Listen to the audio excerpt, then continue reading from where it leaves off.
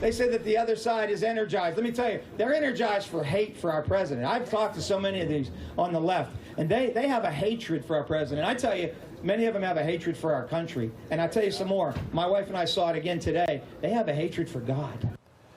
That was Republican candidate Rick Saccone. On Monday night, the 60-year-old state representative ran against a Marine veteran turned attorney nearly half his age, who tried to position himself not as a national image far-left liberal Democrat. Instead, Conor Lamb personally opposes abortion, although he did say he is pro-choice. He says he would stand up to Democratic leader Nancy Pelosi, and like his Republican opponent, he supports President Trump's steel and aluminum tariffs. As Joe Biden told reporters earlier this week, if Lamb wins, you're going to see probably another half a dozen Republicans say they are not running again. Joining us now, Jason Johnson, politics editor at TheRoot.com and an MSNBC contributor. Jonathan Alter and Caitlin Huey-Burns, as promised, are back with me right now. And Jason, let me start with you and sort of pick it up on that. We talked about some of the ideological flexibility that Democrats were comfortable with in terms of making Lamb their candidate, especially when it came to guns, to Nancy Pelosi, these sorts of things. How much of that is a phenomenon we will only see in a place like PA 18 and maybe a handful of others like it around the country,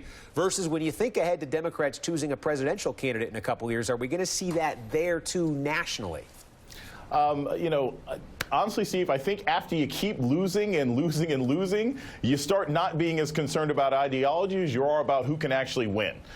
You know, Conor Lamb was somebody who could win, and Democrats have recognized that if they're going to have to win in these red states, if they're going to win in these swing districts, they're going to have somebody who can beat a Roy Moore. They're going to have a Doug Jones. They're going to have a Conor Lamb. So I think this ideological flexibility that we're going to see in these House races and some of these gubernatorial races, it's going to trickle up. Whether we get a Kamala Harris, whether we get a Deval Patrick, whether we get a Cory Booker, whether we get a Castro running, they are going to have to realize that the Democratic Party is a lot bigger than supposed liberal elites. It was never entirely that party. And I think we're going to see some flexibility in 2020 candidates. They know that being deft and swift on issues and changing to what matters to people locally and not just large national messages is how you're going to win this election.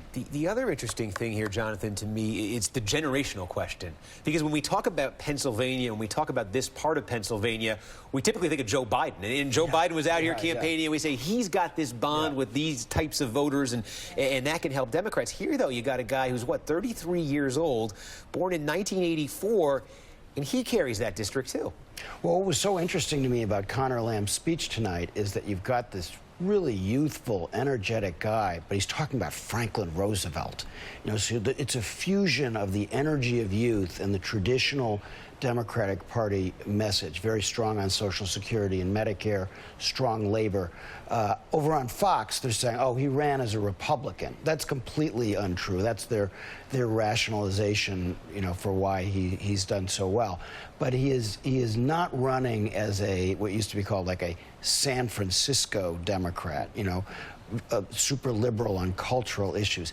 That just doesn't play in certain parts of the country like this district in Pennsylvania. The San Francisco Democrat was the term from the year he was born, 1984. The convention was that year for the Democrats out there. Caitlin, how about from the Republican standpoint? One thing that's interesting about Saccone, though, that I noticed in this district was on sort of tax policy, business. This is not a Republican who's necessarily in line with this district, this more labor background, working class, that sort of thing. And in fact, Lamb was able to take the president's tariff announcement and run with it, and kind of painting Saccone as someone who was of the more traditional Republican mold as it pertained to trade policy, which was really interesting. So to your point about the way in which he was able to kind of navigate these waters, I mean, I also think we have to consider with Democratic candidates that Conor Lamb was chosen by the party in this as the nominee, and Democrats are facing a good thing for them, which is that they have a surge of candidates running, a surge of interest, but they are also going to have these primaries where they're going to be battling each other out, and ideology plays a big role in that. So that's one thing that they have to look at. Now, Republicans have also been trying to blame this whole race on Rick Saccone, and Rick Saccone ran as an ally of the president. He endeared himself to the president. The president came and campaigned for him twice, essentially. So it wasn't as if he ran away from the president. He really leaned in, and I've been talking to Republicans a little bit about the Trump factor in some of these, whether he does have that kind of transferable quality for some candidates, and it's going to be on a case-by-case basis, really. Yeah, and Jason, that's an interesting point that Caitlin raises there. Looking ahead to some of these other primaries for House races this year, that's one of the things Republicans are hoping for. They're saying, hey, when the party doesn't anoint the candidate at a convention or something and you put it up to primary voters and you got 8 candidates, are Democrats going to be pragmatic in an 8-way primary where everybody's trying to be the most anti-Trump? I don't think so, Steve. Look, I think a lot of the sort of Bernie versus Hillary argument has been erased by the fact that Democrats want to win right now. You know, in politics and in life and in marriage and everything else, you always ask the question, do you want to be right or do you want to win?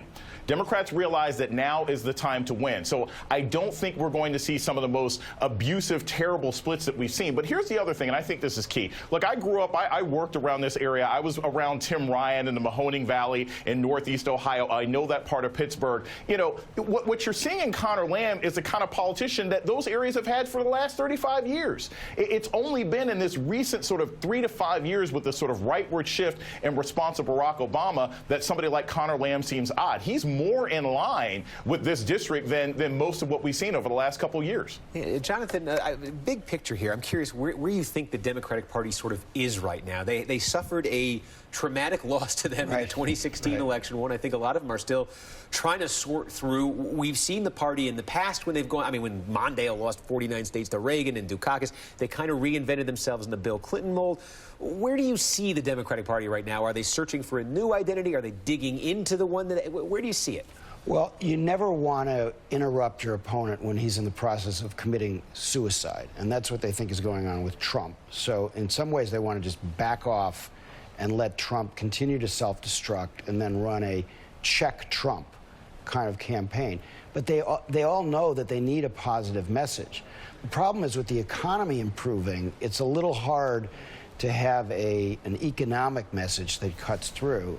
And they need to still be careful about these disputes. I don't totally agree with Jason that this Hillary-Bernie thing is over. I think it's bubbling beneath the surface.